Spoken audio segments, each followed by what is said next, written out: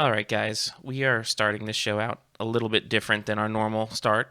We've had some listeners that have been going through a little bit of a rough patch and lost some family members, and we wanted to take a second to pour a drink for them and their dad's favorite drinks.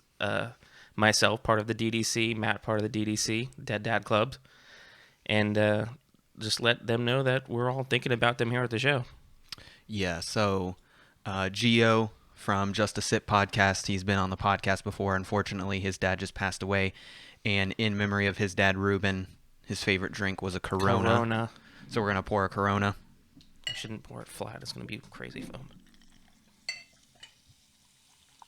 And then also James Platt, our $10,000 sponsor. Yes. His Platt Co father, Painting. Shout-outs. Jim, his favorite drink was Jack Daniels. So we have ourselves here a nice little pour of Jack Daniels. Listen, guys, we love you, and we're sorry that you're going through this, but we're here for you. Yep, Cantina family, personal friends. Yep. We're all thinking about you. So we're going to have some of these drinks. We're doing the shot first. Doing the shot first. All right, let's do this.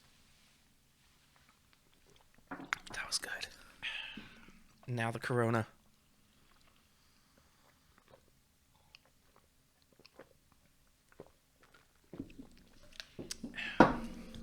Done. Wow. That was a lot of Corona at once. What? Bounty hunting is a complicated profession. Don't you agree?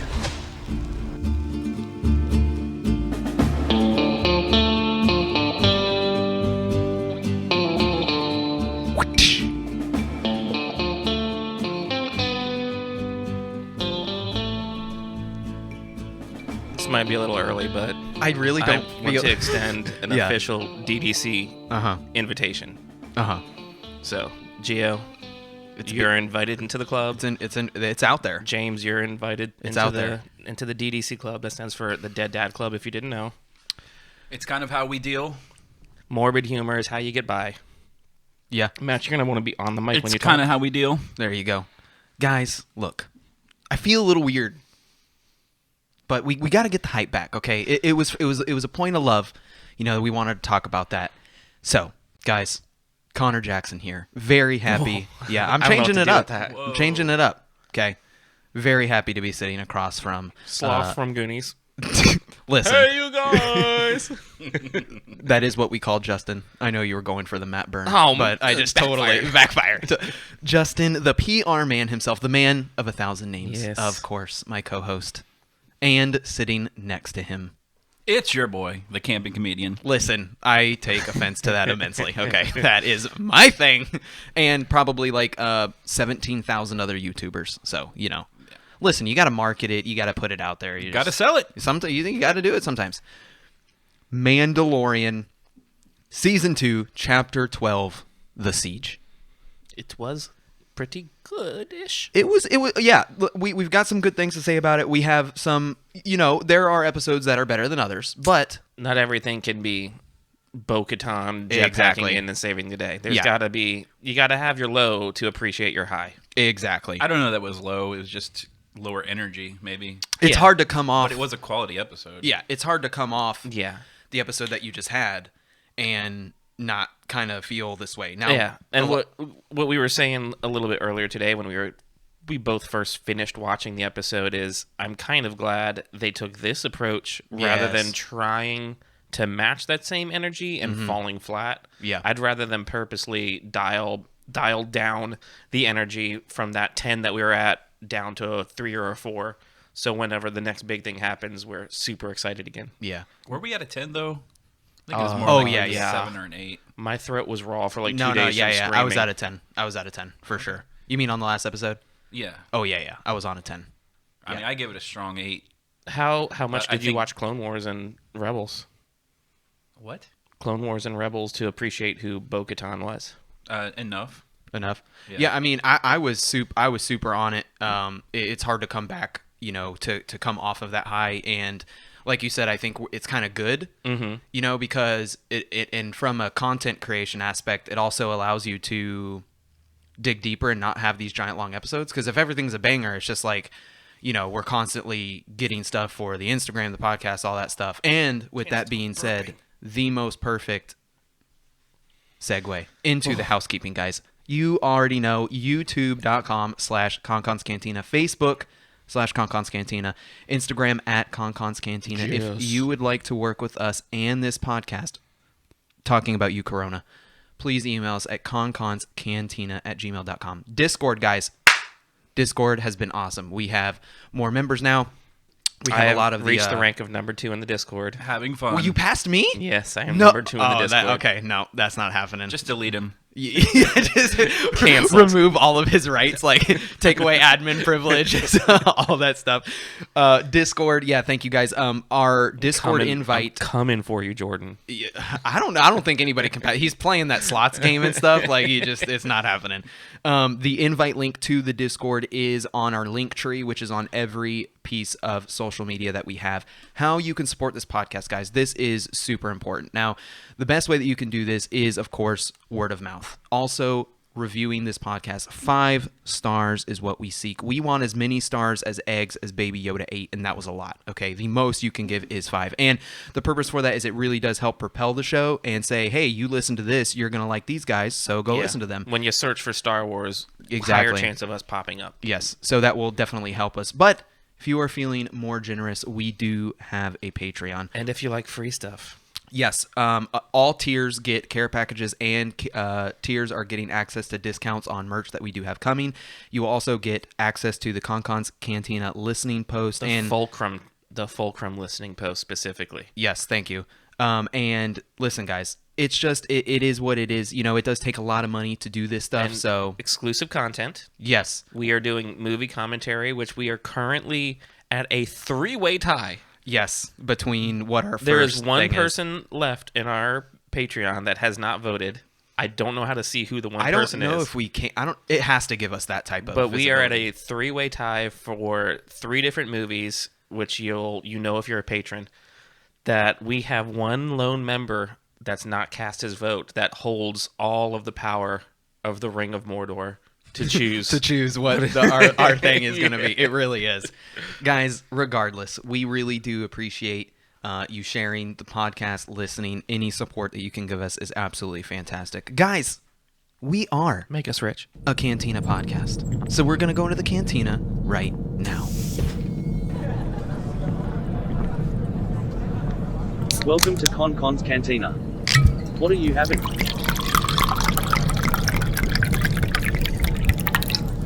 But remember, no droids. Listen, first and foremost. Now, secondly, but we are going to mention it again. We had some Corona, and we also had some Jack Daniel's single barrel rye for the passing of our friends' dads. So shout outs to you guys. We love you and we appreciate you. Oh, yes. Secondly, for the Cantina, I am drinking Whistle Pig. This is the piggyback. So this is Piggyback the rye? 6 years aged rye. It is good. For some reason, I think it's a little bit too hard to find than it should be. The notes aren't very definitive. If you're introducing people to bourbons and rye, specifically the rye side of bourbon, I think this is a good one because it's not very high proof and the flavors are not overpowering. It's not like all earth. It's not all sweet. It's very, very balanced. With that being said, I personally like a lot of bite, and I also think because Mandos are a bunch of BAs down in the covert, they would like some bite too. So Yeah. I give this a 6 out of 10. It's definitely not a 5 out of 10 Mandos because it's definitely better than that. Whistle Pig stuff is really good. When I was in Vermont in March, I got to go to their tasting room. They have a Whistle Pig farm, Yeah. but that's not open to the public to even Do they do have a pigs tour. there? I would assume if they have a farm and they have pigs, there's Goats, got to be some chickens. type of pig that whistles in some sort of Yeah. woodwind instrument of some kind. I mean, if I've played any Zelda game, that's what it is. But I got to do their flight and their tasting, and their stuff across the board is pretty good. Yeah. It's just all high dollar. Yes. Now, I don't think have they you make played- a product less than $49, do they? I don't know. No, definitely not. But have it- you tried Boss Hog? Yes, I have. And It was okay. not worth the price tag. Not worth the price Not worth tag. it- $470. Is that I think the MSRP is 260. It's just it usually gets jacked up. I've seen it on right? the shelf. It's $4.69 at I haven't turned up. He's Total Wine. Whoa! Yep. There we go. The last time I saw it for sale was at Total Wine for $4.69 or something crazy. That's like ridiculous because Yeah. I've seen it way lower than that before. I've even seen it like 336, 320. I've seen it as low as 280 before. And in fact, I think we wanted to get together to do our bourbon thing. That's like what I want everybody to go in on is As Boss Hog. I want to try it. Yeah. So when I went to their tasting room, they had their regular flight, and then they had I think it was like 20 or $25 for their regular flight. Yeah. But then they had their flight that was the Boss Hog, and it was like a $60 flight, and that's what I did, and that's the only time I had Boss Hog was doing that. Yeah. I would do it for that. I would do it where you can sample it. Yeah. I don't think it's good enough to justify the price tag on that full bottle. And at least guys- for me. Unless you went in. If you went in on a group, it could be worth it. That's why we're here. We're drinking this so you don't have to. Okay, we're Exactly. trying to introduce this stuff for you. So once again, Boss Hog, Whistle Pig. This is something that no, I you keep. don't have Boss Hog. Or You sorry, have- yeah. Sorry, You have the piggyback. Piggyback Rye. Piggyback rye. I keep this on my shelf at all times. In fact, I don't have a double of it right now, but 6 out of 10, definitely good. Justin, what are man. you drinking? You're dying I am already. burping crazy from chugging that Corona. Yeah. So last week, I went to Toll Road before I came to the show, and I got a couple crowlers. Yep. This is my second crowler that I saved for the show. I probably should have done this earlier in the fall season, but I wanted to do some cool pumpkin beers. Yeah. Pumpkin beer is kind of one of those things you either like it or love it or hate it. And we still have a month of fall left, so you're good. Yeah, but it's not like October's like the month that you think. I think Halloween, because you see pumpkin patches everywhere, you think of pumpkin. Yeah. But this is Toll Road's Pumpkin's favorite. And it is a pumpkin ale, 5.5%. It is a nice dark amber color. I haven't tasted it yet. It looks like a pretty beer. Let's see. Okay, so do you personally, before I drink this, I like pumpkin. do you like pumpkin beer? Yeah. Matt, do you like pumpkin beer? Yes, I do. Pumpkin beer falls in a place where if they go too imperial or too pumpkin rich, it's It's weird because sometimes when you start adding these deep, rich flavors, you have to up the alcohol content, which then ups the sweetness. So when you go higher on these alcohol percentages, it's adding to the sweetness of whatever the base flavor is, and so it's a teetering point where Yes, it's going very It's much. really bad, or it's very not often really really good. It's kind of like it's good or it's Yeah. really bad. That's my experience So, with pumpkin beer. You need My- the right balance. Yeah, it's my hard. all-time favorite, which it is not anymore, but for about 5 years, in between the years of 2012 and 2010 to 2015, Cigar City made a pumpkin beer, or they still do, but it was called Good Gourd. Okay. And at that time, it was absolutely delicious.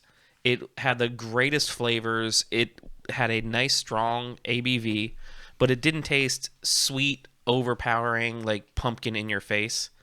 And I would drive the 2 hours to go get that. But since then, in the last 5 years, like 2015 to 2020, that beer has gone dramatically downhill to where now they're selling it in cans. It used to only be in a bomber bottle. Yeah. And you used to only be able to go to Tampa to get it. They wouldn't distribute that because that was their like We're super not talking about special. Cigar City though. We're Well, talking this about is what I'm We will comparing be. it to. Yeah, right. Yeah. This is what I'm Okay, comparing okay, I it to. got So you I now. want to see where this falls in there, in that range. 3, 2. Building the suspense, are we? Okay, this is actually really good. This is a light. This is not heavy pumpkin. So beer forward. This is a beer forward, ale forward with pumpkin on the back end that is absolutely delicious. I could surprisingly drink 2 crowlers of this. I'm extremely happy right now. It Mando tastes like, score. It tastes like a bite of pumpkin pie Here, after the give whipped me- cream yeah. wears off. And believe me, I know about pie, obviously. I'm very happy with this, man. This is, I'm tasting now that it's finished. I'm tasting like almost like a whipped cream pumpkin flavor, like left over in my mouth. Okay. I've talked about their ale numerous times. This has to have the same base as Mike's Special because their ale it's just their ale is really, really good. It has an amazing flavor profile, period. Man, and this is yeah. definitely based off Mike's Special. This has to be the same thing, but you take out the vanilla or the coffee. Let it sit on your Yeah. on your tongue, and I'm getting like a graham crackery whipped Gam. cream. I like Gam pumpkin. cracker. Yeah, Gam it tastes like a piece of pumpkin pie. Yeah, for sure. It does. But it's not in your face like pumpkin. Like it is when you're drinking it. Well, you know what I'm saying. It's In a good way, literally in a in good your way. face. All right, Mando score. I give this for the Mandos. I don't know if they're gonna fall for pumpkin. See, that's the thing. Yeah. That's the thing. Do the For a pumpkin Mandos beer, fall for the pumpkin? For a pumpkin beer, this is about as good as you can get. But Yeah. in a Mando score, I'm gonna give this an 8. Okay, I can deal with that. In a pumpkin beer comparison, this is top of the line though. Yeah. Camping comedian. Follow me at Camping Comedian on Twitter. Yes. I He have literally no- posts I have at least nothing one interesting thing to a say. month. I do. No, I you- post you've been- often, no, you've actually. been I've posting a little bit often. Yeah, active, yeah, and yeah. I'm trying to interact as much as I can, and I appreciate all of that. I am drinking a Cigar City Brewery Guayabera Citra Pale Ale. Goya berry. I still don't know how to say that word. I don't think we're Brought ever meant to know. by the same company that makes High Lie and Low Lie. And if you love that IPA, then this is nothing like that. This has a Citra hop varietal. There we go. Sorry, it's my old age and my nearsightedness. It's almost like you should have glasses that on. we do for the Citra hop. I'm old. I need bifocals. I'm a You made me grandfather snort. now. So this is a hop that He's wearing imparts glasses. notes of tangerine, lime, and berries in this American Pale Ale. And where else do you find lime and berries in a beer? I mean, Not A really. sour? Yeah, Yeah. like sours well, or. yeah, but as a pale ale and as something you just get off the shelf anywhere. Yeah, no, it's difficult. It's definitely something I really enjoy, and it's lighter and it's only 5.5%. So you can have a few of these and not get, too tipsy. Well, have a good day out there. And what would your Mando score be? Solid 7 out of 10. Solid. Okay. I like that quick. He knew. Yeah. He instantly. He was I there. wonder why I knew. Followers of the show will know. Yep. See, there you go. You've had this on here before. Yes. Okay. I gave it the exact same review. That was my shtick tonight. Hey, listen. If anything, you're consistent. I really like. this Except pumpkin last beer. time, I think you talked on the mic better.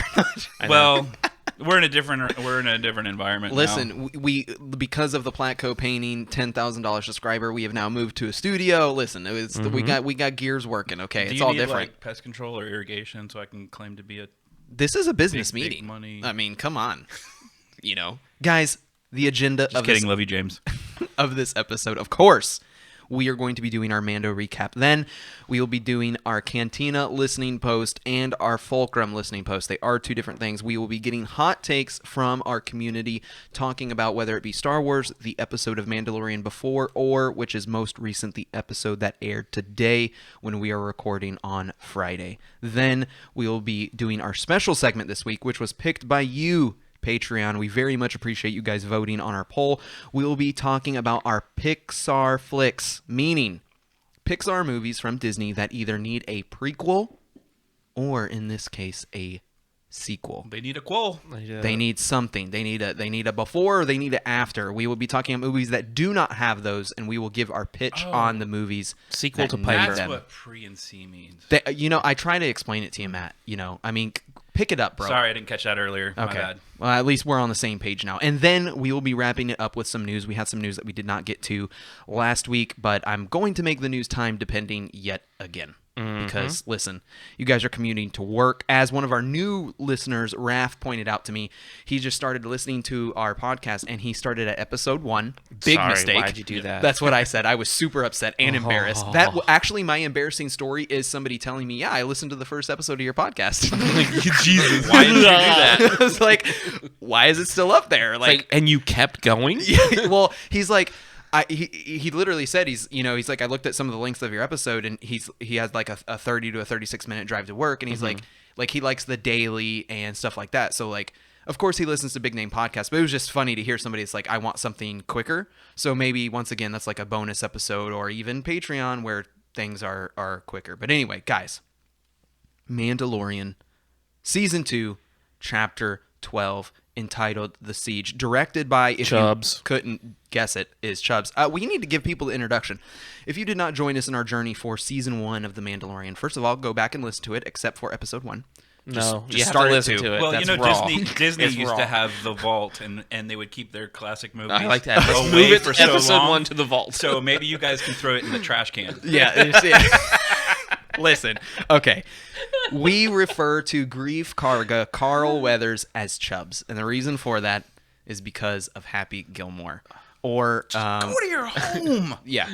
As I called it, Waterboy. Or as Justin thinks it's Waterboy. Billy Gilmore. Billy Gilmore. Yeah, there you go. So, Tommy Boy. when we refer to Chubbs in this episode, which is the one-handed professional golfer from Happy Gilmore, that is Carl Weathers, that is Grief Karga. It is our spiel. It is our thing. He will be Chubbs. So, anyway, Moving forward. moving forward. So last night, Yes. before this episode came out, Uh-huh. I texted you and I said, "Oh my God, this! I don't know how I didn't see this. It's directed by Carl Weathers. This is going to be 100% a Grief Karga, Grief Karga and Kara episode. Yeah. And you also texted me something else. Prediction? I asked you right. Yes. What did you ask me? Have you ever Nope. felt? Sorry. Are you going to the mall later? You said, "Are we seeing Ahsoka this Yes, episode?" I did ask that. Yeah, and too. you said, As well as what color is your rash? "The medication's taking care of it." Okay, it's the color's irrelevant. It's the pain that comes after. I thought that we were going to get teased with Ahsoka glimpse of some sort, and Yeah. you said no, absolutely not. Yeah, I said absolutely not. Kind of like how we got Boba right away, and we haven't seen anything or heard anything of since. Same thing for Ahsoka. I think we heard something, and this will be. It'll be like a Moff Gideon style reappearance. We're on episode 4. I think we get another episode 5. think we get 6. I think that they are following the exact same recipe as they did in season 1, and I think that we get Ahsoka in 6 or in 7, and then we get the culmination of Ahsoka being a part of the show in the season finale. I can see that. Yeah, you see And what then I'm a saying? tease of Ezra at the end of Bold the- prediction, my friend. I think we get like a Gideon escaping from the TIE fighter moment of Ezra. There's no way we do that again. You think Gideon survives again? Oh, I don't know about that. I'm just Oh, saying okay, I like, gotcha, I the gotcha. Darksaber reveal in the last seconds before cut to credit. I gotcha. Let's talk about this episode. Let's 'cause talk we're about off the this rails yeah, already. Yeah, let's get into this. Mandalorian Chapter 12, The Siege. The Razor Crest is limping through space. With the most amazing of Anakin pod racer sound Yeah, effects as it comes in. Yes. I heard that and I'm like, Love the Razor Crest. the Razor Crest. Just wait till we get to the Coasts to the and outpost, Tokyo. guys. I can't wait. You listen. fix the everything in tides post, will you're turn. Mando is seemingly trying to jumpstart the Razor Crest with the help of Baby Yoda. Baby Yoda tries to follow the commands of Din to plug the blue wire into the board in replacement of the red. Apparently an electrical apprentice. Listen, unfortunately, Baby Yoda crosses the wires as he was instructed not to, touch him. leaving him in a puff of smoke. Dude, like he this- said his first word. I know, he goes, huh? Okay, we talked about this. Now, this could be up for debate. I can see an argument for yes. I can see an argument for no. What, huh, is a word or not a word? The credit, Well- the subtitles, it says, huh. And also, we remember Yoda saying, I have him turned like all the way up because he's. Dude, "Am I so far away from the Yes. microphone? Is this better? I'm Yes, really that's- sorry. that's guys. way better. I'm having technical difficulties because it's a totally different environment for me. There you go. You're way better now. Okay, right there. great. You're right there. You're good. No, that's a point that I didn't even think of. Yoda literally says, and that's a great point. And I think this also is a testament to Baby Yoda is like not completely, but he's like 80% understanding Mando now. Yeah, I mean, like he's literally carrying out tasks. What if Uh-huh. Yoda had a lover on Dagobah? Did you see the meme that said that Yoda being on Dagobah? Dagobah, not Dagobah. I'll call it whatever I want. You see the thing where he was Okay, like, Han. yeah, exactly. Ham Solo. He was like, is my now favorite. we understand why he was there, and we saw no other creatures. It's because they were all scared of him because Yoda was the apex predator because he was eating everything. much. I mean, it could be. But Baby Yoda's, he's definitely understanding things on a level. I think as each episode, we're getting more of him understanding and progressing and maturing. I didn't realize he had the oh man, what is that word when like toddlers have the terrible twos. no, the cognitive skills. Yeah, exactly. Yeah, I didn't like. He's like really, matching the blocks now. Yeah, Yeah, like, exactly. That Well, was plus a cool. he's what 50 years old. That's the guess. We're- Right? well, he was 50, so he's got to be like 51 maybe. Yeah, we want listen Wait till he Star gets to Wars. those terrible 52s. We need a timeline. 52. Okay, we need a timeline. Get this book that's coming out. Okay, give us dates. Okay, after after the Battle of Yavin, we get it. Okay, anyway, back to ABY. thank you. How's the book coming? You're still working on the book? Mando asks, "Are you okay?" Drinking broth, Mando and Son sitting there. They discuss their situation. Baby, love some soup. Mando lifts his bucket to drink his soup. Pretty cool. So to see. I wrote this down. Do you think that this is somewhat of Death Watch's influence? Or not Death From Watch, the- I'm sorry, Night Owl's influence, like Bo-Katan. From the very last episode. Yes, because Mando's already extremely like known. This is the way. I will not remove my helmet in front of another living thing. The only time we saw him was with IG. Would you not a living call this thing. a removal though? It's Remove definitely my helmet. a Yeah, reveal. Yeah, he removed it, and I it think might not have taken it fully off, but he broke his seal. He lifted it, revealed his face. Baby Yoda down low, 100% could have seen his face. I think with for that visual angle that he would have been looking at. I get what you're saying, but for me, look at me. Up bucket. Look at me. I call that an up bucket shot. Eye contact. Okay. Okay. icon contact. Contact. Okay. Okay. I love it. More contact, right? Oh God. Removing your helmet and having contact, I think, is different than like. Where is he? No. Okay. You get what I'm saying, though? Would Mando have done that? I think this is situational too. Like they're drifting through space. The Razor Crest is still not what it is. We don't know that if the hyperdrive. Oh no, he uses the hyperdrive in the last episode, but they're still limping along. I think this is a situational thing. I totally get what you're saying. Like that's why I think there's a conversation for both sides of the story. Yeah. I just thought it was cool. Like I wonder if talking to Bo and seeing them, and they are obviously real Mandalorians, it gave him a moment of pause. Like, oh, maybe I don't know. Maybe I could be a little more lax on what I've been saying. Is he realizing that the way is just what is for all Mandalorians, whether or not he's part of this subsect or whatever? Yeah. Mando then explains that their situation is dire and that they need to head back to Navarro to get help from friends.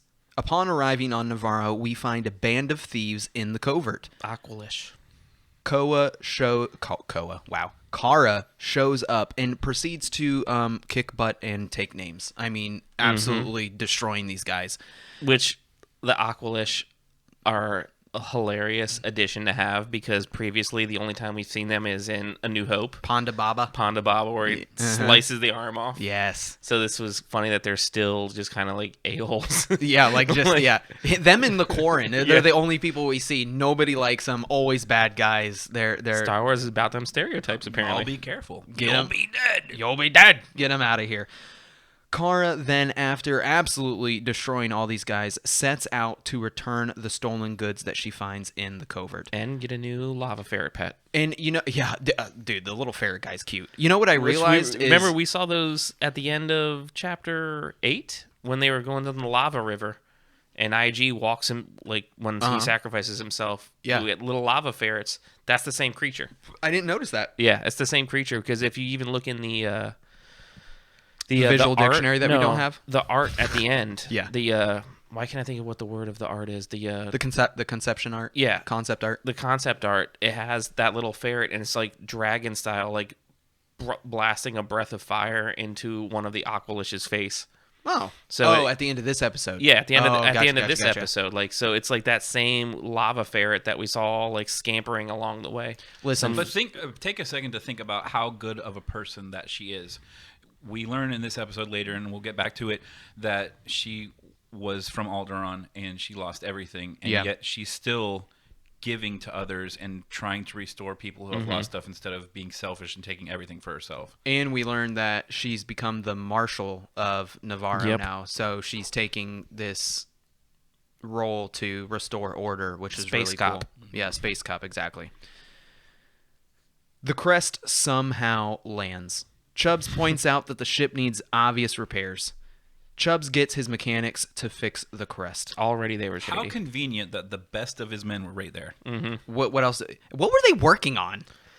They're like, dude, it made me distrust Chubbs for a split second. The way, like, they're like, just fix the ship, and they're like, like the way they like scampered off to do the ship. I'm like, well, there's something not right here. yeah, and it was weird too. And on a second watch, that was when I finally realized that as they're walking away, the mechanic that later plants the beacon, he like looks back at them and in like scarfs, snarfs, whatever you want to call it. Yeah. And I didn't notice that the Yeah. first time. And this was one thing that we'll talk about this at the end more in depth, but like the pacing is, I feel like they could have set up things in the beginning of the episode to make us understand why the events were happening better than they did. But anyway, Yeah. back to the recap. Grandpa Chubbs, all about the baby talk. Exactly. While walking away into the town, Mando points out all the changes that have happened in Navarro and that have been brought to the town. Mando explains his reason for the ship being the shape that it is in is because of his run-in with the New Republic. The reunited crew then walks into the school. Din objects to leaving the child in the school. However, Kara gives her word that he will be okay. And did you notice that Navarro now looks straight up like Batu? Now, I got yes. The ribbony, Yes. like, streamer things, like, that's all I felt. I got Jeddah City vibes. Jeddah, yeah. From Rogue One, but I get what you're saying. It's like an established. There's trade going on. There's Yeah. Like, when you walk through the trade section in Batu, like, yeah. Batu, like, that's Why what you it gotta felt. make me miss Batu every episode? Oh, I just scheduled. Stop. I scheduled. Yes, I December know. You 11th. told I'm me going. today. Yeah. Okay. Happy anniversary. Yeah, Thanks. whatever. Yeah. And in the You should take that week off. shout out to Josh, my boy Josh, who scheduled his time off literally on my anniversary. Thanks for that, buddy. Josh is one of our patrons too. Back to the recap. Hold on, back Okay. to the school. Back Okay, to the school. school. This is like a weird. Some people might hate it. Some people might love it. But Who's gonna hate it? one of the little People that hate school. people that hate the sequel trilogy. Okay. One of the little girls in there is sporting the exact same Ray hairstyle. Oh, with completely. The three buns, Yeah. like the vertical buns down the back of her head, Is the it exact Ray? same way. Yeah, and you know, this could just be like, you know, it could be like an Outer Rim thing. It could be. You know, it could be something like that. But yeah, But still. definitely. It was almost superimposed too with the little girl. So it definitely wasn't a coincidence. You know what I mean? Like she was the middle of that shot. Oh, you're like Yeah. the focus of the shot. yeah, not- yeah. Oh, you said superimpose. I'm like, she was definitely like there. Yeah, she was there. I'm just You're saying like it was the focus. Like was- yeah. they purposely had It your is- eye drawn to it. Is it Ray? Is it Ray? I don't think so. I don't think so either. But I'm just throwing it out there. hey, could let's be. just speak things into existence. That's Yeah, the maybe way- maybe her Palpatine On the fail way- clone dad is like, hey, On we're the way chilling. to Jakku. This is like a weird side stop on Listen, the way to Jakku. listen. Before we drop you off, we're gonna teach you quantum math. Okay, like before we abandon you. In the school, Baby Yoda sees his classmate right next to him, and my dude has brought macaroons into And Star is Wars canon. The messiest eater I've ever seen in my life. He's like, everything's like falling, and like. Lips, like chunks on his lip. Like, who eats like this? Shout outs to having a protocol droid as your teacher, because when I was in school, if I was eating in class, like you He got was thrown kinda out trying to do it on the low. He wasn't. He was kind of like. Like, just a little bit. And I don't want to pick on child actors or children in general, but Why not? whoever was in charge of watching where that kid was looking when he was supposed to be looking at the child did not do Carl their job Weathers. because he was literally looking at the wall over there. shout out to Chubbs. Thanks, Chubbs. We appreciate that. Baby Yoda begs for some of these cookies, and the selfish classmate decides to give him none. Total Napoleon Dynamite scene. where instead some of of your tots. give me some of your tots, like That would have been hilarious if he used the Force to crush them all and just he left them starts on the desk he- crushed up. He starts Like force Dark choking Side, the like- kid. Yeah. He uses the Force to bring over the macaroons, and then he starts eating the cookies. Which, besides the weird egg scene, this is the first time we've seen the child use the Force this entire season. No. He uses it with the eggs. Remember? Yep. It's literally Oh, did you just What say I that? just I said. didn't hear that. Nobody's paying attention. Who's talking? I said besides the egg scene. That went right over my head. Hey, I let's don't have know. another shot. Yeah. Okay. All right. The Mythrol is now working for Chubbs. The blue guy, by the way, if you don't know who the Mythrol is. Rick. I love how. Thank you. His name, he's not that's his name. His name is Mithril. Yep. That's his species. No, what are you that's talking his about? name. It's his name. 100%, it's his name. Yeah, that's his name. In literally the very first episode of the very first thing of this entire thing, he says, I don't think you've ever seen a Mythrol like do his skin thing, like where he sheds. He's talking about his species. I don't think, and that was like a joke that I had, is like, why didn't this dude be like, hey, my name's I Bob, said it's name not because Mythrol? they're only calling him Mithril. Yeah, he's a So- Mythrol. He's a they mithril. tricked me. Yeah. It is a biological classification, physical characteristics. He's blue. I concede. This is the face he you make speaks when galactic when basic. people So why do they Google not- things. it's weird. And then you know you're right, so you know what I'm saying. The So, mithril listen, were a sentient humanoid species, and Yes. Justin. But why do they not 'Cause give that's him the a joke. name? because he's a like whatever he's done to have a bounty on his, you know. But that was like my joke, is like I would have loved this guy with his SNL background and who Horatio what's- Sands. Thank you. This would have been the perfect opportunity to be like, hey guys, there's more to my identity than just being a Mithril. My name's Bob or Rick Something in this like case. that. Yeah, Rick would be great. That would have been funny, Yeah. you know. But yeah, that would have been funny. So I Rick- don't think we've seen the last of him either. I don't think so either. No, he's a great little comedic relief character too. Yeah, I like it. Even And- since the first episode, he's Yeah. had laughs. and I think that his I think like his makeup and everything, like I think it looks like really, really good. I love how very he believable. I love how he gasses himself Yes. when, he sees when he got exasperated, Mando. freaked out when he saw Mando. He's like, yeah, and that has to do later. it was like the same as like crapping your pants when somebody Yes. walks into the room. Yeah. He's like, yeah. I do think that that Carl overdid it a little bit with the you're gonna do this or else as they were entering the base. but Yeah, they weren't. I Even can agree with that. They weren't even ultimatums. They're like, I'll take 100 years off of your sentence, Yeah, but then he said, or else you're gonna open this door, or else you're gonna walk home through the lava." It's like everything was you're Yeah. gonna do this or you're gonna do this or. Which was pretty Almost funny like because Grief Karga sucked at directing. well, listen, I thought it was funny because he's like, you're gonna walk home, and I'm like, he has the speeder. What if he just drives it's off? literally his speeder. Yeah, like he leaves. So the Mithril is now, AKA Rick. Yep, It's like Rick. I like It's Rick from now on. Is now working for Chubbs. Of course, as we stated, some jokes are exchanged between the crew. After establishing that it will take some time to fix the Razor Crest, they ask Mando for some help. Everybody's like, by the way, while you're here, Sinchu is like, Sinchuous, let's yeah. get some stuff going. Yes, Mando- but remember the Mandalorians are famous mercenaries, and they're gonna do whatever sure. job for what they need, you know, for pay. So And these are his friends too. This is a little bit different than needing to do something. You know, it's Yeah. they you know, this he went there for a reason. He literally called them friends in the beginning of the Our episode. boy can't not help people. Yeah, like we've right. established this. Like he has a strong conscience that guides what he does. If somebody asks for help and he has the ability, he literally almost cannot say no. one thing that I do not like is they have used absolutes with I will wherever the child goes, I go. Only a Sith deals in absolutes. And then it's immediately like, oh, he's good here. You trust me, and then just, oh, okay, let's go do Like, yeah, this. nothing bad has happened here. Well, and he says that a couple of times, and he does leave. But that was like a reoccurring theme in Mandalorian season 1 too. Is like, stop leaving the baby. It's just, you know, this is all new. You know, we don't have an established timeline, so we don't know And how there's not long. a market or a bazaar where you can get him a new crib that he can float around in. Oh, I know. or Well, poor pram. Quill is just super dead. So, thanks for making me sad again.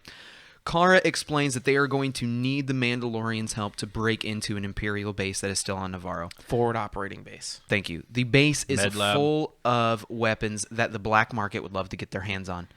Chubb really wants the last of the Empire off of his planet. Mando agrees to the deal and decides to help them. While speeding up to the base, Chubb explains that they need to override the reactor and the cooling lines to destroy the facility. This will cause a chain reaction and blow up the lab. While looking for a way to access the elevator, Mando uses his jetpack. Thank goodness. I actually really like the scene because when they walked up to the elevator, I was like, So what's he like? doesn't apply to him, like just, and then he does it, which was super cool. And the way he took off with the jetpack was like so the Rocketeer Disney touch. Oh yeah, just like, am I the only one who's like that made so much noise? There's no way like they don't sound the alarm. It was a skeleton crew. Was it? Yeah, There was I would a lot imagine of for the people. size of that base that had That's to have true. been. It's That's not even true. a battalion. I mean, Yeah, it there was. Yeah, that's true. That's true. But there were some TIE fighter pilots hiding out as well that we never saw until they. And some bikes, Scout troopers. some scout troopers too. A stormtrooper then rains from the sky. And funny. The Mythrol agrees to tag along as part of the mission as opposed to the ultimatums that he's been given prior.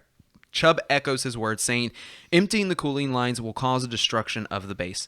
The crew begins to slowly move through the base. And we get another solid Dank Ferric. Yes. All the dank ferrics. And Dank why did, Ferric? why did he throw the tool down? Like he couldn't use that somewhere else? Like It's he can't for put it light on- plumbing He does. Yeah, that- and things of the such. I mean, we were lucky that he brought it at all. Dang it, you beat me to it. Kara then sneaks up behind an Imperial officer working at a comm station and chokes him out in a matter of 1 second. Who do you think Just- would win? Face to face with prep time, like not surprise attack. Kara and Bo. Without a sneak attack? No sneak attack. Use a sneak attack. Okay, I need more. This has to be quick. This is a tangent that I'm gonna go on. I Okay, need two- parameters. Let's just You said no sneak attack. Are no you telling prep, me no prep time, no planning. Like they just run into each other, they confront each other, and a battle ensues. Bo, she has a jetpack. She has van braces that are designed to literally destroy Jedi, and she's Well, not I even was a force Who versus wheeler. who was I was it? more thinking a MMA style fight. not a, like a melee fight, not like you're using all your tech. Like What about a WWE? Well, you just style said that fight? there's no prep and they run into each other. yeah, so that's why I was thinking like you don't have all of your gear. Yeah, because the necessarily. Mandalorians take off their gear all the time. Yeah, they do when there's not the way. When they're not part of a sect. I I'm don't know. going. I was just throwing that out there. Like, who do you think would win in a I'm fight? going with Well, Bo. we're throwing 10 it out of back 10. at you. I'm going I with think Bo. Bo- 10 out I of think 10. Bo too. Okay, 10 out of 10. Bo. Versus who? I didn't even catch the first part. Stop. Who? No, I'm serious. Kara. Oh, Kara. Yeah. Okay. Jesus. Kara wins So she sneaks up and chokes out the Imperial. because there's less blood flow to Bo-Katan's head because she's got the headband on. Of course. Continuing to sneak through the base, they use a code cylinder to open a door. I thought this was a really nice touch. Awesome That's the thing touch. that you see in the And- sleeves yes. and whatnot. Yeah, super good It's touch. an imperial. Like if you see any imperial officer, they always have these little tubes on their sleeves. Yes. And if you know anything about Star Wars, like deep cut, you knew what that. It's a code Yep. cylinder. But it was cool to actually see them in effect and being used on film because that's the first time that I can think of that a code cylinder you ever saw it interact with technology. Like it was like almost like a key that they plugged in. There's two particular scenes that I recall to mind. One, when Boba is little in the Clone Wars, he steals a clone cylinder to get into Mace Windu's quarters on their Star Destroyer, for lack of a better word. He steals a code cylinder, uses a code cylinder to get in. Also in Lost Stars, remember the way that they set up the two main characters with the blaster thing, with the blaster test, is they pulled up the data banks from the code cylinders that were used to frame people. So it's an established thing in the Star Wars universe that I just they love use these seeing code it cylinders. actually be used because it almost goes into the same spot that you would always see R2 plug into to hack something. Exactly. It's exactly where the code cylinder goes into as a key. Behind the door, they find the controls to override the cooling lines. Mythrol, of course, makes jokes about the safety of the Empire, which has been echoed in other things like Robot Chicken, and there's no hand railings anywhere, okay, in the Empire. They don't believe in that. That's a waste of Speaking money. no hand railings, where did you notice what that reactor is the same thing as? It was A New absolutely, the Hope. Death Star, yeah, for yeah. yeah. This whole thing is the same, and even Yeah. the same sound effects when he lowers it. They play other stuff over it, but they still have the Yeah, like in that sound Yeah. mix, which is really cool. And I mean, people will say like it's fan service, but is it? Because It's if the you same technology. If it's Like the you same gotta tech, under exactly. like You in gotta the keep universe. continuity. Yeah. Yep. Yeah, it's continuity. It's the same thing. Continuity.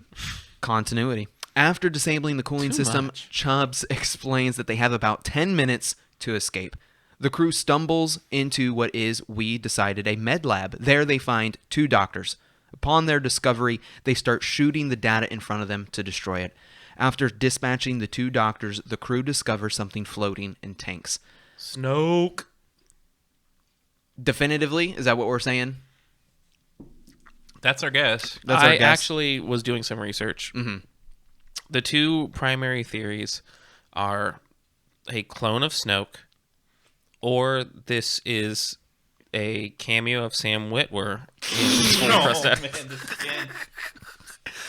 He will be on the show later. There's 2 things that it could be. It could be Snoke, and you can see a dent in the head. It's on the second scene where you see the things floating, and if you pause it, there is a dent on the head. We do know that because of the Rise of Skywalker, Palpatine was cloning himself. It had nothing to do with Snoke, and some of his clones, they weren't accepting the Force sensitivity, and that's where Rey's dad came into place. Is that her father was a failed Palpatine clone that didn't have Force sensitivity.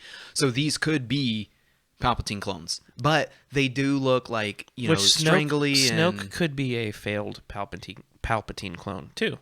He could have been like a failed aesthetic, but strong in the Force. Because for all we know. I mean, after all, he was one of Palpatine's puppets. So Yeah, for sure. Kara then discovers that, in fact, this is a lab. Beans is how there are things floating in these tanks that they assume are whatever they are. The Mythrol then starts to get into the data and plays a transmission from Dr. Pershing that we saw in Season 1. Quote, and one of the other things we noticed about Dr. Pershing, we noticed the Camino Trooper patch. yes. When those 2 that they first came in, they had the same Camino patch on their shoulders. We kind of didn't mention that, but Yeah, that we definitely clone technology that they're working on. Yeah, I brought that up because you can see that in Season 1 on Pershing's shoulder arm area. Yeah, it held on And- that shot for a little longer that you could see it clear. Yeah, and we tried to pause it, and there's only one, literally, like all I could do on the Apple TV. It was like one frame that the laser fire Yeah, was kind of as he lighting up, was- and there was definitely a patch. It wasn't definitive, but the shirts are the exact same cuts and everything. We just assume, obviously they're working with the Pershing, med especially. lab. Yeah, in the med lab. He says, quote, "I highly doubt we will find a donor with a higher M count." End quote. M count. We know what that is. Yeah, higher Midichlorians. Yeah. Mini-chlorians. Midi-chlorians. Mandalorians. M-I-D. Midi-chlorians. Oh my God, his name is Matt, so I was making. He was doing con jokes. Matty-chlorians, Matt. Yes. Okay, Matty-chlorians. I like it. I was just in time for that show. Dr. P then Never coming on the show suggests again. that they will stop experimenting. Quote, "I fear that a volunteer will meet the same regrettable fate." Wow, I can't talk. Quote, "I fear that a volunteer will meet the same regrettable fate if we proceed with the transfusions." Who is End this quote. volunteer? And that's what, so we were talking about this, like, on our second watch. We paused this. This obviously means that they've run out of whatever it is that's in the tank. These aren't working. A volunteer, Somebody's submitting themselves to these experiments. or they're For the Empire. an empire thing, to me would be voluntold type deal, like a slave. But it or seems more one person that's like willing to help. Mm-hmm. I don't know. This could end up being like Because if it an worked, integral character later. if it worked, what kind of powers would they have? Of course, someone's going to volunteer for that if they're looking to use that to come up Yeah. And shout out to to Grief. glow up. I'm sorry. Shout out to Grief's Karga's use of the word Fortnite in a modern show. I haven't heard. No, Pershing says that. I know, but like he directed the episode. Oh, so, I like, got you. Yeah. Yeah, Fortnite. Chubbs likes the word Fortnite. Apparently, like I And haven't had tell it- the people what a fortnight is. 14 days. weeks. Yes, 14 Fortnite days. is 14 days. Well, it also goes back to the. It's also the a horrible whole- video game. The whole Empire is based on English culture, so Yep, true, for sure. If you play Fortnite, delete this podcast. that's a really broad statement. They have no more blood from the child. He says if it needs to continue, they will need more blood from the subject. The crew discovers that Moff Gideon is alive. More troopers show up. In an original trilogy-style fashion, the crew runs through the hallways, shooting up troopers with great accuracy. Super OG original trilogy. This is one of the points that I really did not like about the episode, because this didn't feel Mando to me. Mando has always kind of like Stealthy. very tactical. Even the yeah. Mandos in the episode before are in a group, singular, and I can see an argument where these circumstances, like, oh my gosh, Moff Gideon's alive, he's going after the child, we got to get out of here. But that's just things that even with the original and the sequel trilogy, that's hard sometimes, is like people are just running through corridors, like just shooting, and like everybody's dying and they're not getting hit. Like Mando does get hit a couple times in the Beskar in this episode, twice, I believe, but this was just a little bit uncharacteristic for me and a little bit hard for me to... Yeah. Something I didn't like, and I'm going to step on Justin. I'm sorry about that. You're good. Something I didn't like is if they had the child in their possession, why wouldn't Palpatine train the child and raise him up as his own and use him to farm out this blood to make his clone or whatever he's trying to make, instead of, oh, we captured him and then we're going to let him go?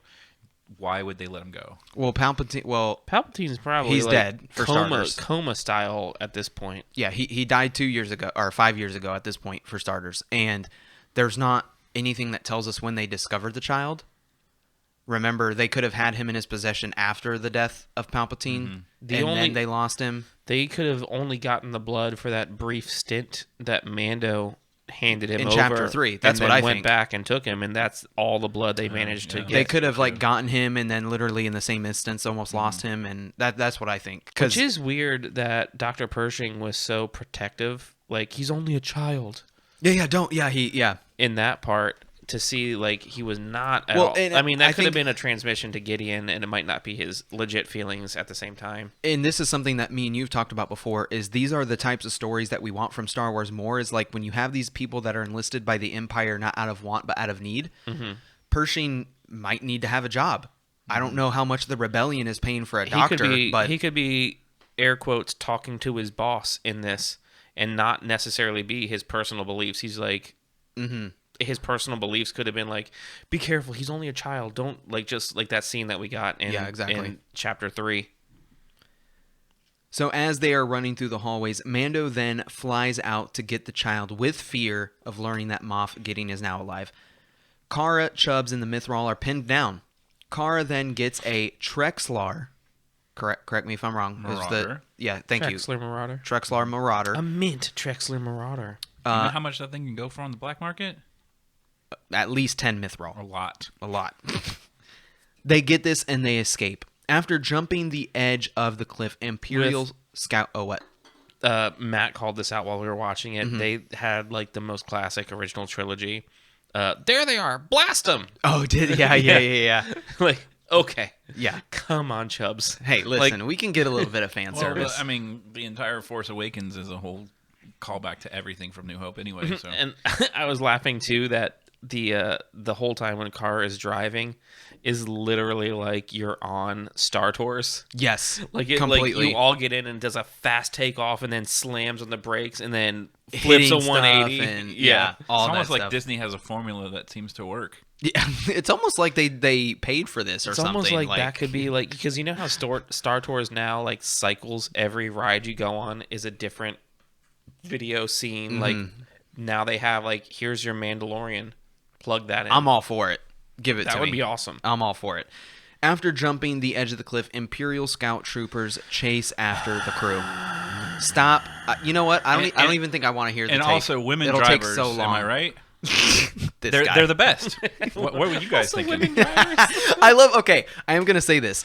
When they first get in and she like goes forward, where were they going? They were going towards the hallway. Quick, to the entrance. To the lava. Like that that was really weird. Go where weird. we just came from. Yeah, I didn't get that. Like I didn't get that. Justin, all right, make this quick because you're the only one in the world with this take. I horrible take. do not like the CG of this scout trooper scene. Something looks wrong when they go from a combination of practical effects and CG together to full humans being in CG riding a scout trooper. It looks wrong, and this is the only time. This looks wrong. What are you doing? I can't tell you. I'm waiting for you to finish. That's what I'm doing. This is the only time in the show that I've seen their CG that I did not feel it's up to the level of everything else in the show. And there's a weird factor when a human is CG. It just looks wrong. It looks like a cheap video game, for lack of a better term. Matt, do you want to dive into this first? I think Justin is ridiculously wrong on this point, and it's very fun, and I don't know what you're talking about. Dude. Yeah, I think that this was done possibly as well as it could have been. Could maybe more time have been spent on this to make it look a little bit better? Sure. Can you tell it's CG? Yes. Was it awesome? Yes. I think the lighting was still good. You can't tell with the rest of the show when something is CG. Like, we literally have had conversations like, I can't tell. Is this real? Is this practical? Is this CG? Okay, we know when scout troopers are jumping off a cliff on swoop bikes that it's going to be CG. I just think it was unneeded. That's I crazy. didn't like it was awesome. I don't understand. Yeah, it was, and you're a bike guy. How did you not like the scout troopers? I've never driven my bike off of a cliff. Yeah, that's why I don't like it. My Harley can't do that, so I just don't like it.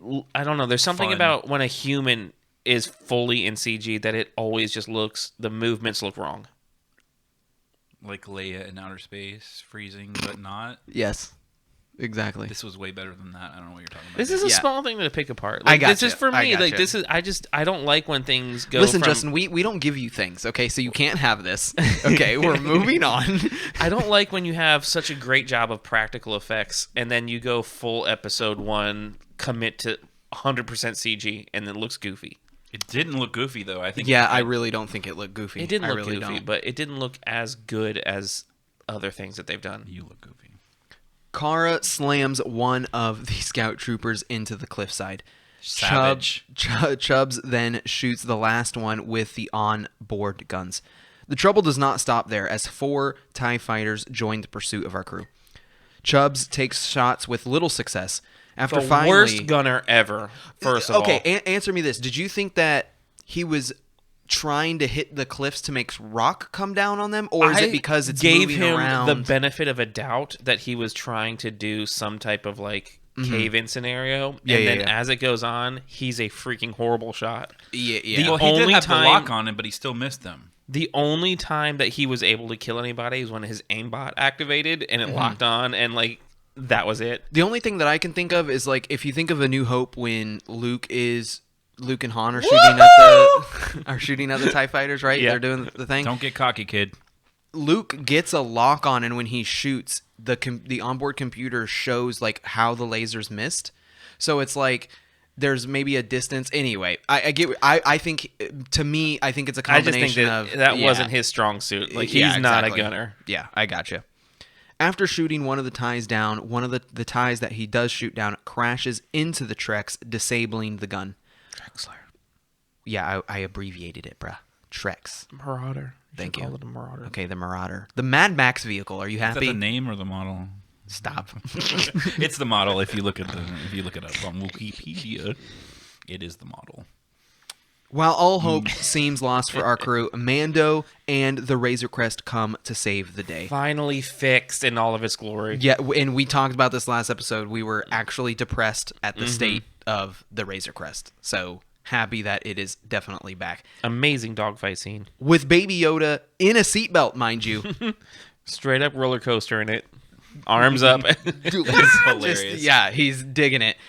Mando and Baby Yoda continue to dogfight the remaining of the TIE fighters. Another beautiful sequence. Oh my Once again, God. I wish this would have lasted longer. That air brake, like where it like flared its like thruster air brakes and then Yes. stalled the engines and then like This- flipped the this is 180 and his- dropped straight to the ground. This is his thing. He does this in the beginning of episode 5 or chapter 5 Gunslinger. He's getting shot at the one dude and he stops, air brakes, goes over him, kills him. Yep. He did this to the New Republic. He uses the air brakes to cut into the also, cave. air brakes in zero gravity would serve no purpose.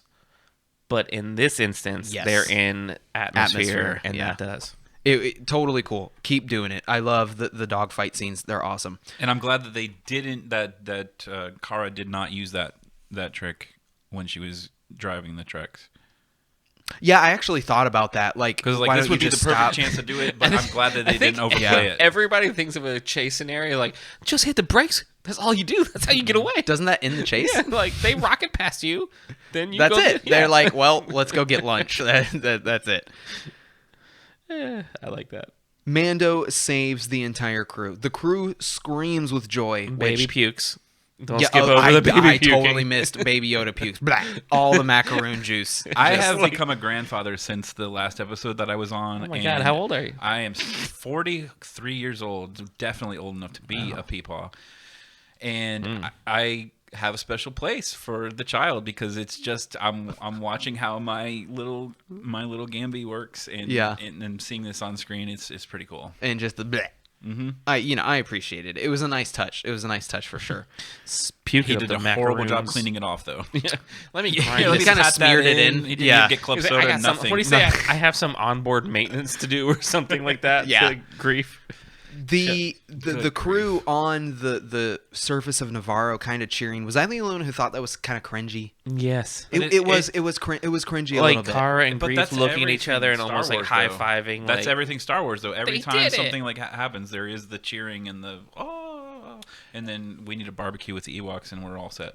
Yeah. Okay. I Side did- rail. Okay. Best celebration scene.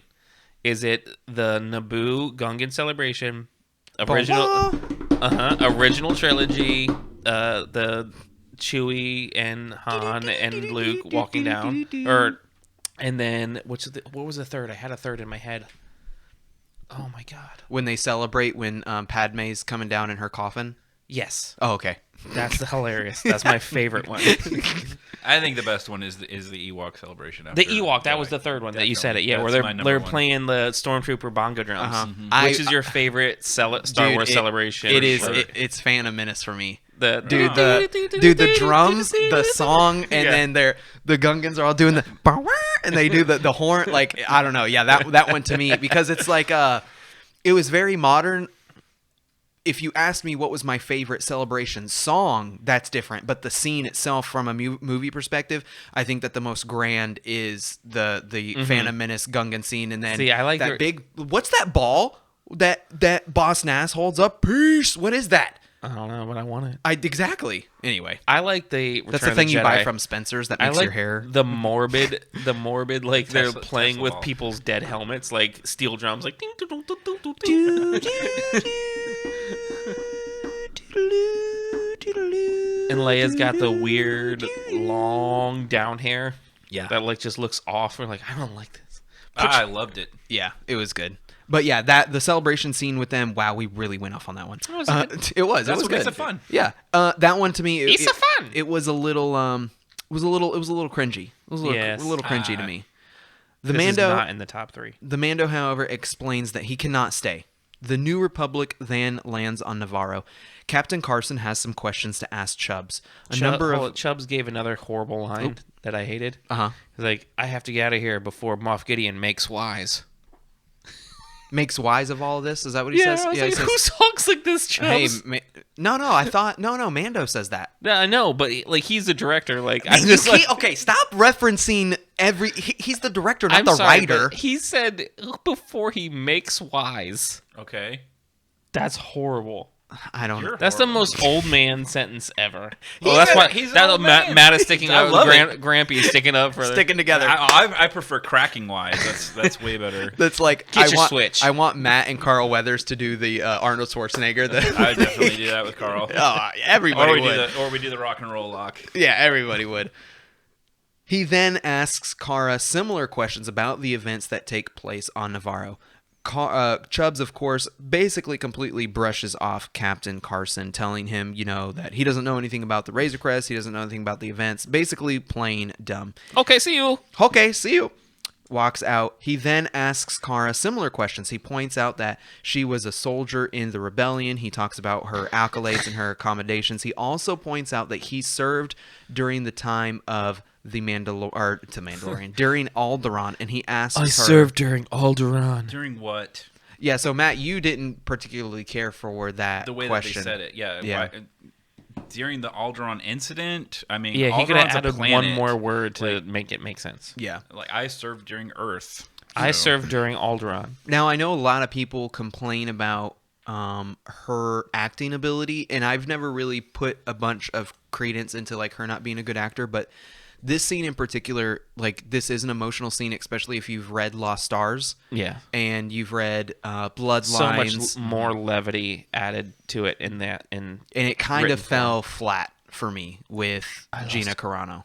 But she doesn't have a lot of emotion. That's part of her thing. You think so? I think so. Yeah, I think that makes it's there, sense. but it's under all that armor. And I think that they not necessarily. I think that I think more direction. Kara's part of the DDC. if you read Literally. Twitter, she said that Carl directed her very well and made her feel comfortable. So I am did. confident. So Big old bantha lips. I think that they could. I think that a little bit more direction in this matter could have made it not fall as flat as it did. Is my only point. I think that that event, I think, shapes her as to why she joins the rebellion, and I don't think she's that not this. a joiner though, dude. Well, clearly at the end, And she called Captain Tiva Blue. Do we know what that reference is? Because that would probably have been his squadron that he was on. I don't- yeah, that- if he, was like- blue, if he was blue team. He said something. She said, "No, I'm not. I'm not a joiner, Blue." I just caught that and I wondered, like, is that like calling somebody blue, like they're kind of like rye and they believe everything they hear and they bleed their company, or I don't you see know. what I'm I saying? think that's more the squad that he was probably on, like a blue squadron? because I red call- 1, red 2, red. And yeah, all but that. I don't know. Does She blue, wouldn't have known that, though, right? Well, does blue continue after the events of Rogue One? That's the question. I don't know. Because We'll have to ask Leanne Rhymes. yes, I when she said blue, I caught that and I'm like, man, I kind of wonder if that's like supposed to be a slang term or if that's a reference to, like you said, his squadron. he then gives Kara Cool. a medal of sorts. The medal has the Rebel Phoenix on it. And underneath, Is a red insignia or pattern that looks exactly like what is on Cobb's Cobb belt. Cobb Vance's belt. I think I figured that Buckle. out. So He in- stole that from Jawas as well. In one of the descriptions of this episode, they referred to that as he gave her a badge. Mm-hmm. She is the marshal. Mm-hmm. Cobb is a marshal. Mm-hmm. I think that red with little white stripes is like a universal, like Star Wars insignia of like a marshal's badge. It could be. I agree. I'm all for it. Because just the this is called the Marshal. Cobb Vanth was the this isn't called the Marshal, but Cobb Vanth's episode was called the Marshal, and there everybody's referring to her as the Marshal on Navarro. I bet this is some now new canon. Like this is the insignia for like a planetary marshal. I'm totally for it. I can get on board with that for sure. An Imperial ship flies into the space above. A female officer talks to one of the mechanics who worked on Mando's Razor Crest. He assures her that the device has been planted. She then walks into a corridor with Star Wars doors swooshing open and tells Moff Gideon himself that the device has been planted on the Razor Crest. Moff Gideon then explains that they will be ready, and he stands amid 18 black-covered figures. And then the episode fades to black. They got to be Dark Troopers, right? Dark Trooper Phase 3, quote, Dark Troopers to be exact, apparently. Because Dark. You can see the grill. You can see the grill in the face of the Yeah. of the robot. It's really deep cut. It's cool to bring more or I should say not non-canon, but more Legends / Yes. EU stuff back into canon.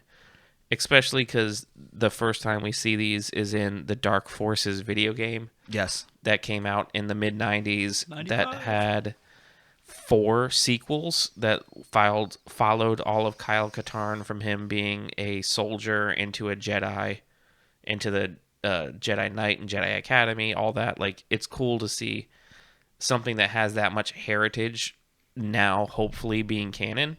Yeah. I love that. And this could be really a formidable opponent where it would make sense for Din to really seek out help, whether that be Ahsoka or getting with Bo and more Mandalorians. Like, this is something that Din is... There's going to be a point where Din finally really, really figures out that he's over his head, and he's going to have to start reaching out to these powerful allies that he doesn't realize that he's making in the show to complete his goal, to complete his mission.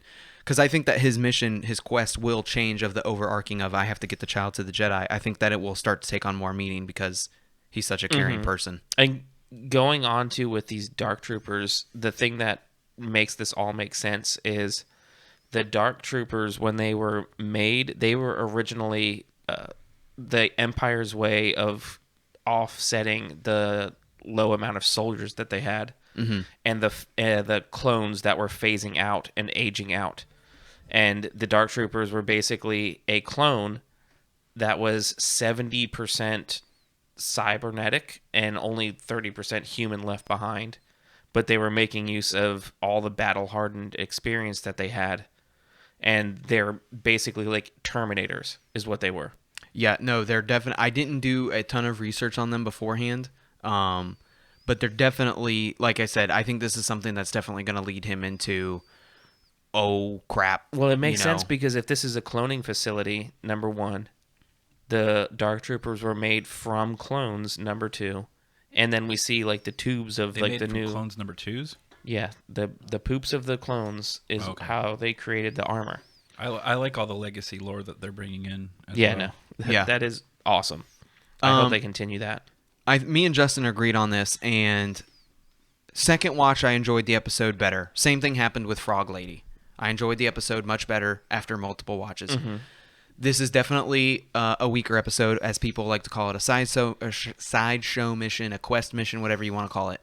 The problem that I had with this episode, the pacing was absolutely horrendous. Yes. And that there's no other way to explain it. And to put this into perspective, if you take away the intro, the recap, and then the credits, you're really only dealing with like a 32-minute episode. And you can literally count the frames of when the camera angle and whatnot is changing, and you do not stay in the same place in this entire episode for like more than 10 seconds, except when Dr. Pershing is like doing his hologram. And the reason why that's a bad thing, or at least it felt bad to me, is it was bing bang boom. There's nothing wrong with bing bang boom. But when there's bing bang boom and there's no this is why we're bing bang boom, like there was almost no explanation. I almost think if you edit this episode differently, where you get like the episode starts with the cloning facility and you have like a snapshot of these two doctors. They don't have to say anything, no dialogue. And Just show the patch. Just show the And patch. them working. They're working. You see the clones. Then you cut to Mando limping through space. You know, I think that editing would help the pacing of this episode, because it was just like, we're going here, there. And I now totally, this, now that, I now totally that. agree It with was you. just I absolutely prefer Bingo Bango Bongo to Bing Bang Boom. yes. Those are much better drum sounds. Yes. Thank you for bringing in more adjectives. I appreciate that. Problem. And nouns, whichever you want to prefer.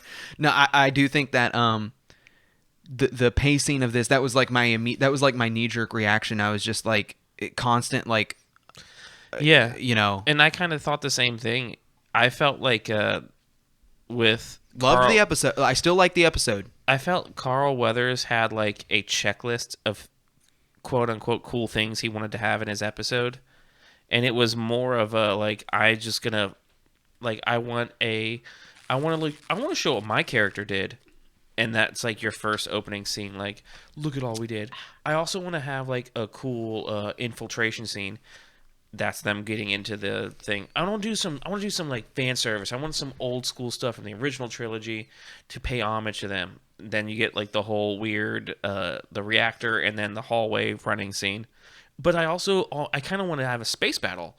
There you get the dogfight with Mando. Like I felt like he had like this checklist of things like I want to say that I did this. Did he? And then he did he email shoehorned them you in. too? Is that why you're saying all this? Because he responded to one of your emails or your tweets, and No, he told hasn't you that responded. did he share his list with you, or he hasn't? Particularly, Thanks for the worthless comment. the pacing was just. I think it was really fast. I think a lot went on in this episode where if you could have added 2 minutes, you could have added 3 minutes. If you would have had Mando land scene at the end of here, the a scene episode, there's more that could have. Kara talking about the infrastructure of Navarro now. This is our trade district. The way Mando disappeared out of the facility and left everybody else. Yeah. But then showed nothing of what happened and then just flies back. Yeah, I just think that some of the now once again still liked the episode. This and this has to do with being on the high that we were last week. Okay, obviously that has something to do with it, but that's why we were hyped and we had a lot to talk about before. And now that the episode is talked about, now a major complaint that I had is the pacing was just not good.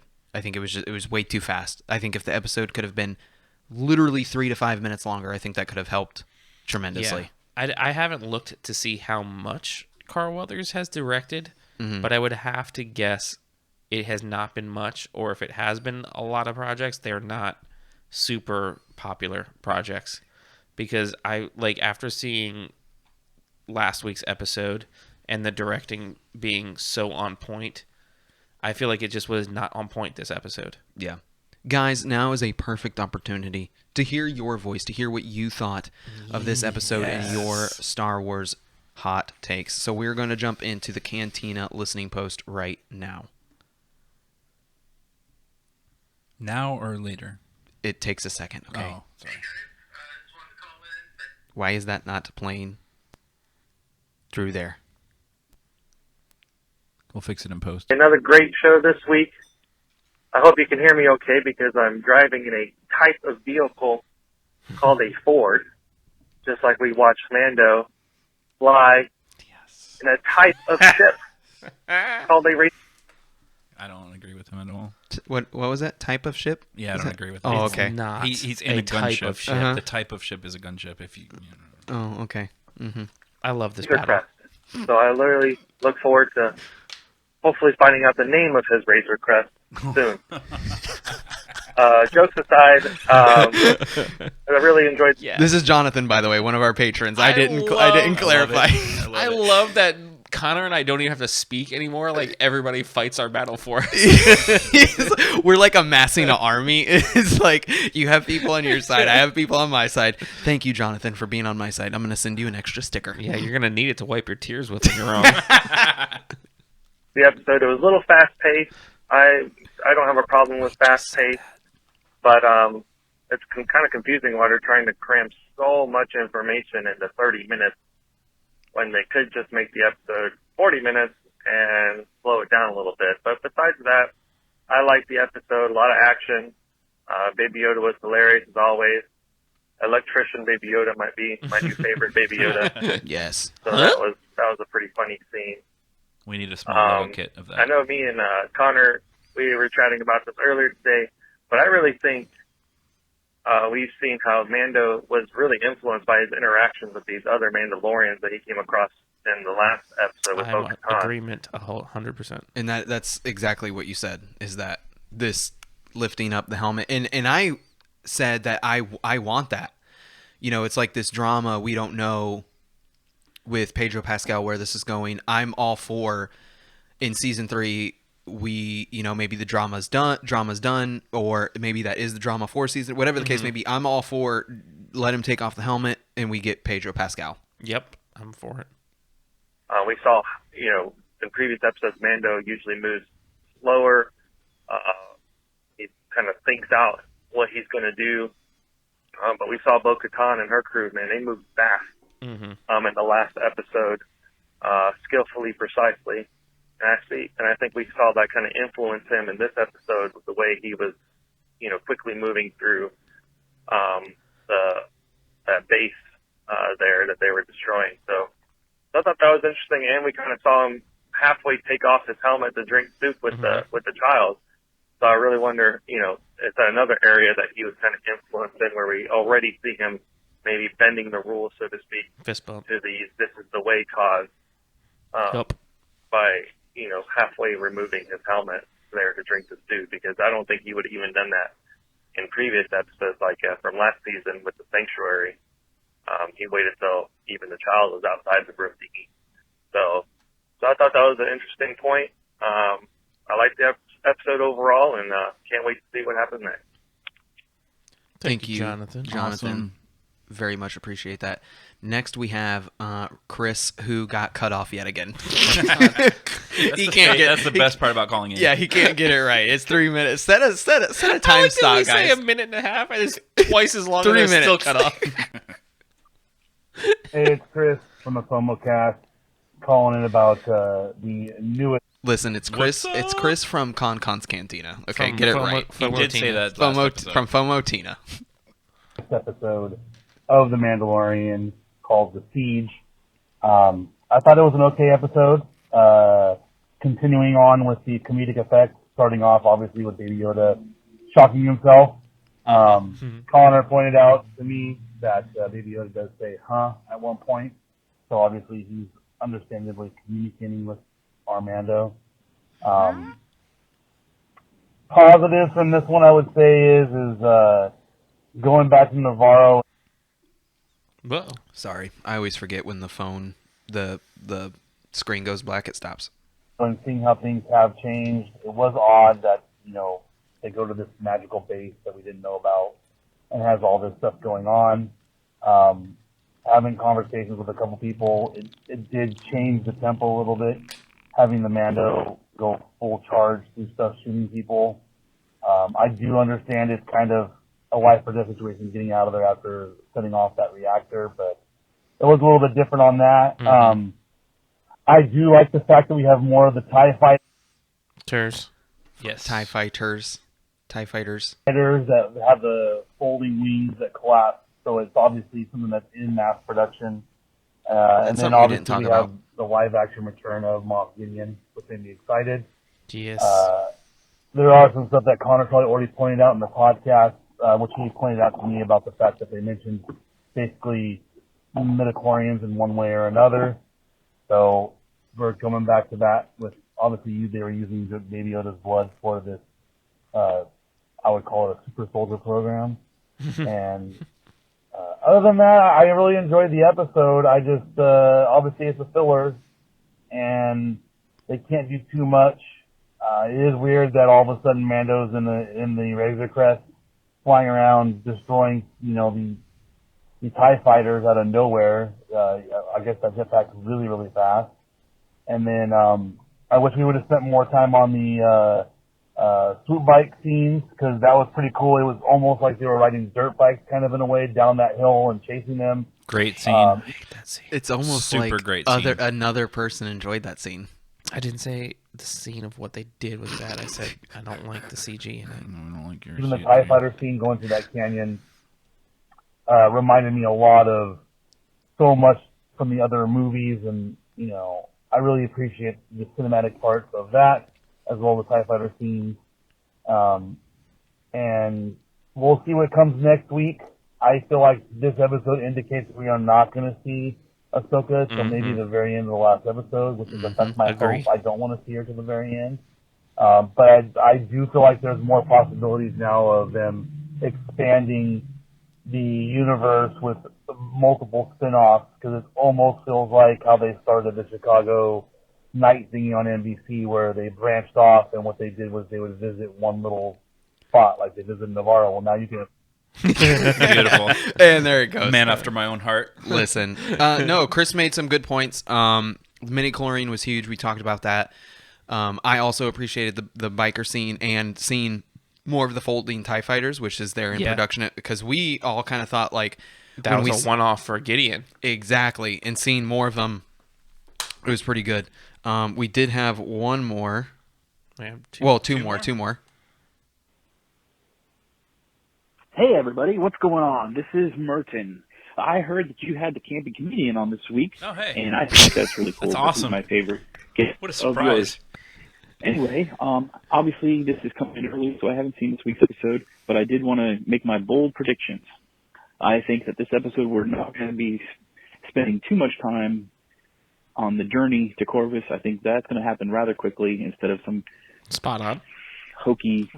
That guy's way off. I don't know. It almost sounded like he thought we were gonna get to Corvus. This Merton guy, he's not. Yeah, I think that's what he was saying, but it didn't. I don't think it happened. No. Space battle trope and another crash ending. No, that's not going to happen. I always wanted I this think we're trope. going to have the bulk of our episode will be on planet, and we'll end with On a planet. Well, you were Ahsoka right about a planet, watching but him not from the some right kind of one. shadow. Close. I mean, That's planet. all I have for this week. I'm I forgot to say this at the beginning, but I'm a long-time caller, first-time listener, and I hope you guys have success and make it to a year. Long time caller. He said, what did he say at the end? Hang on, let me see. After the long time caller? It was probably some nonsense, but hang on. That's all I have for this week. I forgot to say this at the beginning, but I'm a long-time caller, first-time listener, and I hope you guys have success and make it to a year. Oh, beautiful. Have a good day out there. Okay, see you. Thank you, Merton, for that call. Matt, I think you might. That's your friend, isn't it? Yeah, follow me at Camping Comedian on Twitter. That's okay. And that's a really good friend of mine. Oh, gotcha. I asked him to call. They happen to have the same screen name. Yeah. Okay. No, I gotcha. It's fine. And our last one. Yo, it's Tyler, and I just wanted to chime in for episode 4, chapter 12 What's of up, the Tyler? Mandalorian that you'll be reviewing tonight. I think it was a Tyler, listen. Tyler's been on the podcast before, and I know you're watching. I'm going to blow you up real quick because I love you, bro. I'm going to blow you up. Tyler's not a fan of Disney Star Wars, which that's okay. There are some Virtual fist bump. Yeah, there are some non-Disney Star Wars fans out there, but I had to crack the knuckles. I had to put on the Mandalorian Spirit jersey and explain to Tyler who Bo-Katan was and tell him you need to watch season 7 of Rebels or of Clone Wars. You need to watch some Rebels. There's a lot of Mando content in there. A ton. And he has started. And anyway, this is just Shout hot out to take. Tyler for doing it. Thank you, Tyler. We appreciate Good that. man. Good man. great episode. Just a few observations I had that I'm actually kind of excited about. The first one was the message they find in the Imperial base. I feel that's definitely DNA that they're harvesting from midichlorians and force potential from Baby Yoda. And it's secretly the Emperor behind it because he needs a healthy clone, i.e. Snoke. So I think this series is going to tie in with Snoke's origins, if I had to guess. The other reason I think this is because at the end, when the Imperial officer delivers the message that the tracker's been planted to Moff Gideon. He said Palpatine, if you didn't hear that, by the way. So the theory is these are healthy clones for Palpatine, starting with Snoke. Mm-hmm. Oh, I thought he was referencing Star Trek, like a crossover, the search for Snoke. Stop. Anyway, that's mainly what I got out of it and was really excited to see. I think also, if you look at the tech who sabotaged or put the tracker in there and was secretly an agent of the Empire, he's the same species as Ochi. And what if he is Ochi, the assassin who killed Rey's parents? That would be another huge tie-in. I didn't really notice any...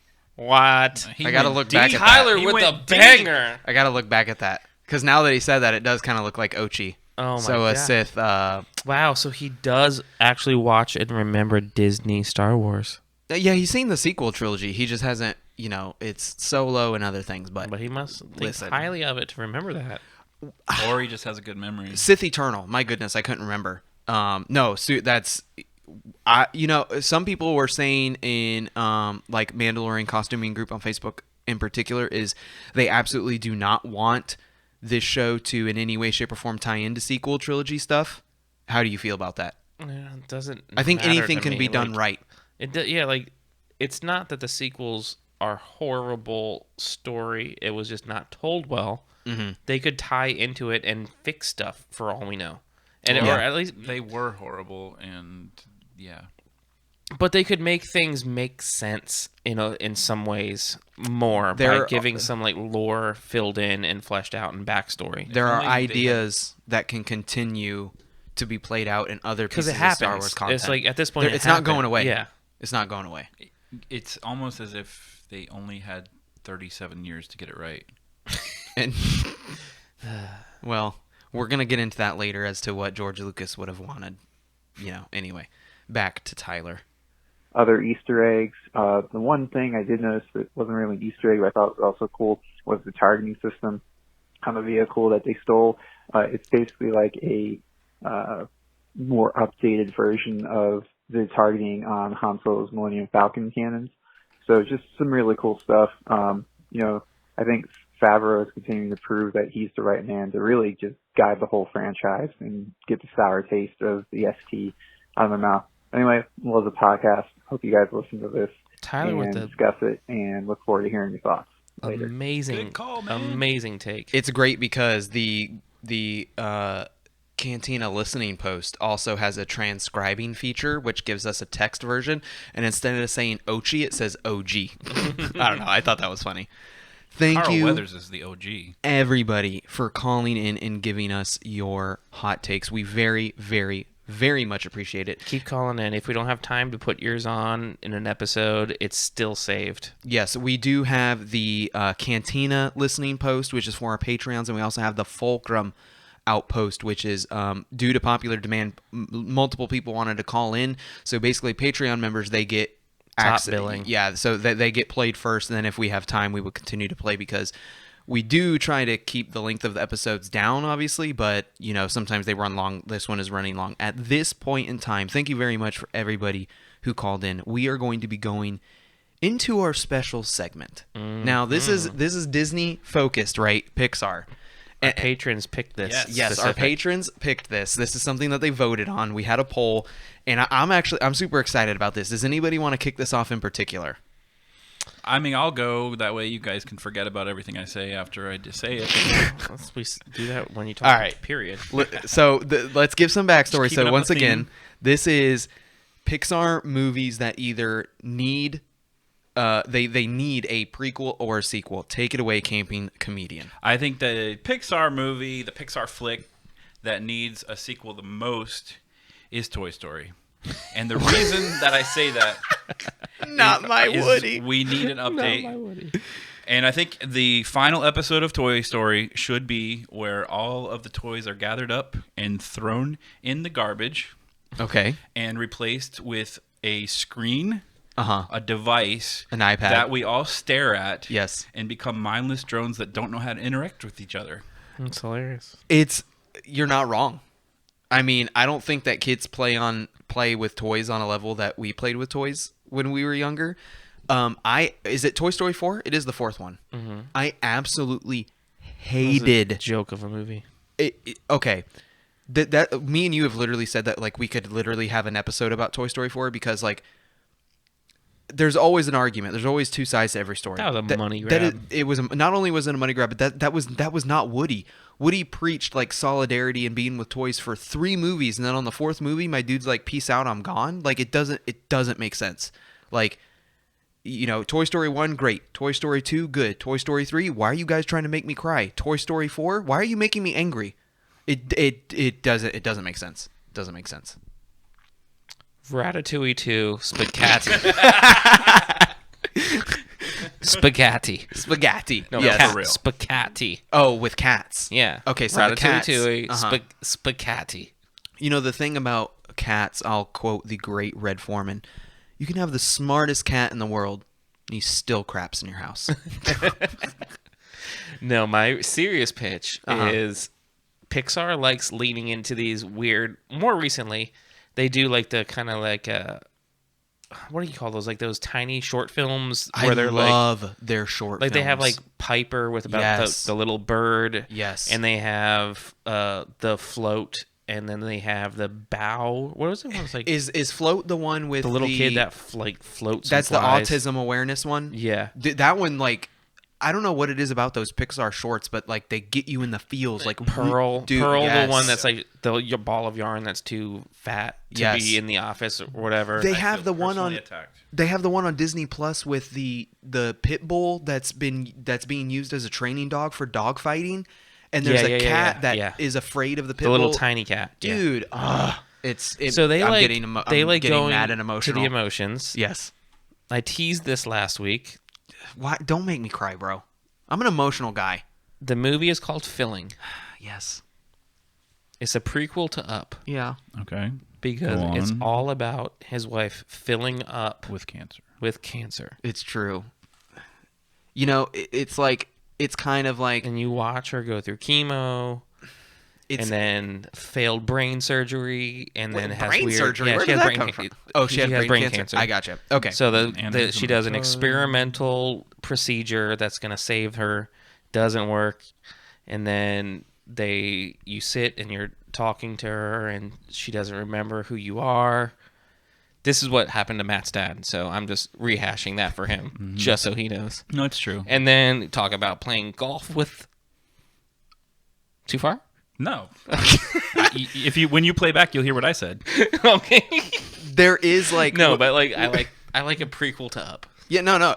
But I actually like Up, and you actually like Up. I like Up too, and it's like a very glossed over. Yeah, like no, you for watch sure. like the picture. Yes, they tell the storybook. Yeah, in the beginning, it's like a like flip book of pictures, and you see everything happen. And then it like slowly, it's him on his own. Yeah, I want to see that whole story. Yeah, no, like seriously, that is what you want to see. Yeah, no, I think that's an absolutely great idea. Or I would spaghetti. Spaghetti. I'm in for spaghetti. Spaghetti is That's also a pretty cool idea. It's to pretty be good. honest. I really do like that. All right. Maybe the rats and the cats have a cook-off.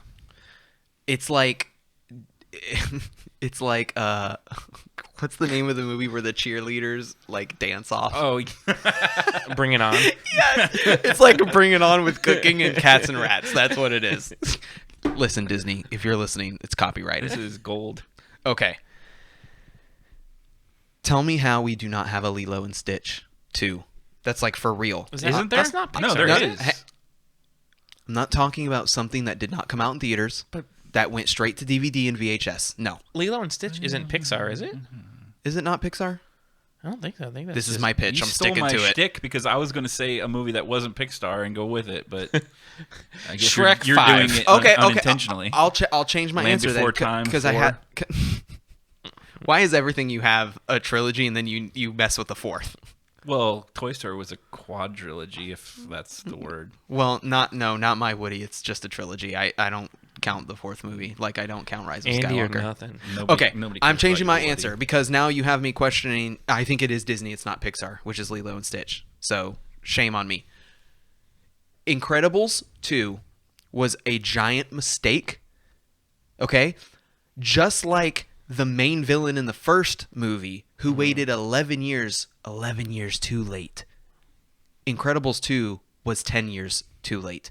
We didn't need a continuation of the story. Give me Old Woman Elastigirl, give me Old Man Mr. Incredible, and give me the kids having their own kids, and their kids are exploring their powers. Yes, and that now, would have been better. And now we see a fully realized Jack. And Jack is just the superhero of all superheroes, right? He has a superhero academy. Then we kind of have like, what's the Sky High? Like Oh, Jack Sky is High. running his own Sky High because he has all these superpowers and he's helping other, like, supers are now legal again. We can still steer into that whole, plot, like where he's teaching people like it's okay to be a superhero. This is how you save people. This is how you use their powers. Having that movie where we picked up right where we left off 10 years later was an absolute mistake, and it took me forever. I didn't watch that movie until it came out on Netflix because I'm like, no, why are we starting from where we left off 10 years later?